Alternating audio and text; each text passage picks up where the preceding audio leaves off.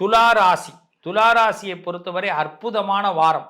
இந்த வாரத்தில் மார்ச் 8 மாசி 24க்குள்ள கடன் குறையறதுக்கான வாய்ப்புகள் ஏற்படும்.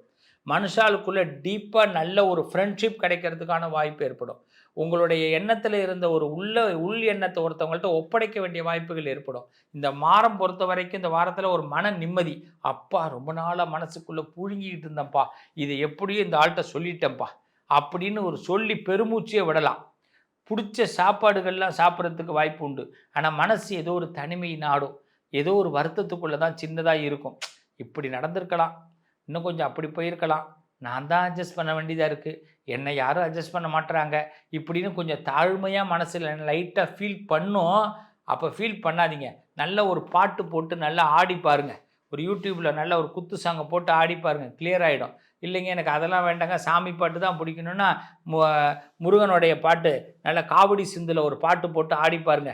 நிச்சயமாக மார்ச் 8க்குள்ளே முருகன் உங்களுக்கு பல ரூபத்தில் நன்மைகளை கொடுப்பார். அதனால் நிறைய பாடல்களை கேளுங்க, காவடி சிந்து ராகத்தில் கேளுங்க, நல்லா இருப்பீங்க.